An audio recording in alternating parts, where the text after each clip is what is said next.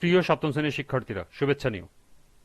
আজকে আমি তোমাদের বাংলাদেশ ও বিশ্ব পরিচয় বিষয়ের নতুন বই থেকে তৃতীয় অধ্যায় এর 34 পৃষ্ঠার সৃজনশীল প্রশ্নের সমাধান করে দেব। প্রথমে তোমাদের বলবো, যারা আমার চ্যানেলটি সাবস্ক্রাইব করো নাই তারা আমার চ্যানেলটি সাবস্ক্রাইব করবে এবং আমার সাথে থাকবে। তাহলে চলো আমরা ক্লাস শুরু করি। বাংলাদেশ ও বিশ্ব পরিচয়, পৃষ্ঠা নং 34, সৃজনশীল প্রশ্ন। মেহেরিমা ও মুবাশশিরা দুই বান্ধবী। মুবাশশিরাদের বাসায় তার বাবা মা ও ছোট ভাই আছে। মেহেরিমার বাসায় মুবাশশিরা বেড়াতে গিয়ে দেখতে পায় যে একটি বড় ডাইনিং টেবিলে চাচা চাচি দাদা দাদি সহ অনেকে খাচ্ছে এবং খাওয়া শেষে মুরব্বীরা মেহেরিমা সহ দাদির কাছে গল্প শুনল। মুবাশশিরার খুব ভালো লাগলো। প্রথম প্রশ্ন, সামাজিকরণ কি? দ্বিতীয় প্রশ্ন, শিশুর সামাজিকরণের প্রথম সূত্রপাত কিভাবে মায়ের মাধ্যমে ঘটে? তৃতীয় প্রশ্ন, মুবাশশিরার পরিবারের ধরন ব্যাখ্যা করো। এবং সর্বশেষ প্রশ্ন, তুমি কি মনে করো মেহেরিমা ও মুবাশশিরা দুজনই সামাজিকরণ একইভাবে হচ্ছে? তোমার উত্তরের পক্ষে যুক্তি দাও।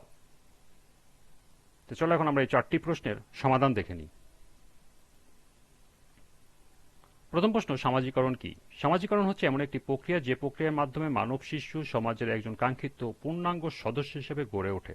অর্থাৎ শিশু একটি পরিবারে তথা সমাজে যেভাবে সামাজিক হয়ে ওঠে তাকে সামাজিকরণ বলা হয়। দ্বিতীয় প্রশ্ন, শিশুর সামাজিকরণের প্রথম সূত্রপাত কিভাবে মায়ের মাধ্যমে ঘটে? শিশুর সবচেয়ে কাছের মানুষ হলেন তাদের বাবা মা, আর মা বাবা এই দুজনের মধ্যে অধিকতর কাছের মানুষ হলেন মা। শিশুর সামাজিকরণের প্রথম সূত্রপাত ঘটে মার কাছ থেকেই। মা শিশুর খাদ্যাভ্যাস গঠন করেন। শিশুর ভাষা শিক্ষার প্রথম মাধ্যম মা। মা শিশুকে যেসব খাদ্যের প্রতি ঝোঁক সৃষ্টি করাবেন, শিশুর খাদ্যাভ্যাস ও আচরণে তার প্রভাব লক্ষ্য করা যাবে। পরবর্তী সময়ে বর্ণ শিক্ষা, শব্দ শিক্ষা, ছড়া শিক্ষা মাই প্রথম দিয়ে থাকেন। এসবই শিশু মনে প্রভাব ফেলে, যা তার আচার আচরণের মধ্য দিয়ে প্রকাশ পায়। তৃতীয় প্রশ্ন, মুবাশশিরাদের পারিবারিক ধরন ব্যাখ্যা করো। উদ্দীপকে মুবাশশিরাদের বাসায় তার বাবা মা ও ছোট একটি ভাই থাকে। মুবাশশিরাদের পরিবার হল একক পরিবার। স্বামী স্ত্রী ও অবিবাহিত সন্তান নিয়ে একক পরিবার গঠিত হয়। একক পরিবার বলতে আমরা বুঝে থাকি যখন একজন পুরুষ তার স্ত্রী ও অবিবাহিত সন্তানদের নিয়ে পৃথকভাবে বসবাস করে। একক পরিবারের চিরন্তন সামাজিক দৃষ্টির বিষয়ভূত সংগঠন।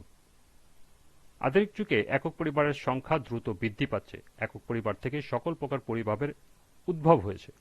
সন্তান প্রাপ্তবয়স্ক হয়ে বিয়ে করে আলাদা পরিবার গঠন করে, তখন আরেকটি নতুন একক পরিবার হয়। উদ্দীপকে মুবাশশিরাদের বাসায় শুধু তার মা বাবা ছোট ভাই একসঙ্গে বসবাস করে। এখানে দাদা দাদি চাচা চাচি বা অন্য আত্মীয়রা একসাথে থাকেন না। এ ধরনের পরিবারের সদস্য সংখ্যা কম হওয়ায় বাবা মা সন্তানের প্রতি বেশি সময় ও যত্ন নিতে পারেন। সুতরাং বলা যায় মুবাশশিরাদের পরিবার একক পরিবার হিসাবে বিবেচিত। সর্বশেষ প্রশ্ন ছিল, তুমি কি মনে করো মেহেরিমা ও মুবাশশিরা দুজনই সামাজিকরণ একইভাবে হচ্ছে? তোমার উত্তরের পক্ষে যুক্তি দাও। আমি মনে করি মেহেরিমা ও মুবাশশিরার সামাজিকরণ একইভাবে হচ্ছে না। মুবাশশিরা একটি একক পরিবারে বড় হচ্ছে, যেখানে সে মূলত মা বাবা ও ছোট ভাইয়ের সঙ্গে মিশে বড় হচ্ছে। একক পরিবারে নিজেদের সুখ স্বাচ্ছন্দ্য ও সুবিধা বা স্বার্থ ছাড়া অন্যদের কথা ভাবে না, যা শিশুর সামাজিকরণে নেতিবাচক বৈশিষ্ট্যের প্রভাব লক্ষ্য করা যায়। শুধুমাত্র বাবা মা ও ভাই বোনের কাছ থেকে পাওয়া বিষয় শিশুর আচরণে রেখাপাত করে। পিতামাতার নিকট থেকে শিখন প্রক্রিয়া হল শিশুর সামাজিকরণের ভিত্তি। চাকরিজীবী পিতামাতা সন্তানরা বেবি হোমে, ডে কেয়ার সেন্টারে অথবা অন্যভাবে লালন পালন হচ্ছে।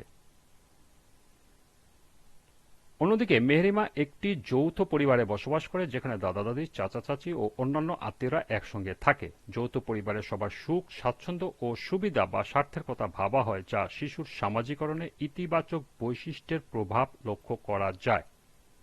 দাদা দাদি নানা নানি চাচা চাচি চাচাতো ভাই ও বোন এবং নিকট আত্মীয় স্বজনের কাছ থেকে অনেক বিষয় শিশুর আচরণে রেখাপাত করে। শিশুর নিজ সম্পর্কে ধারণাকে সমৃদ্ধ ও সুদৃঢ় করে।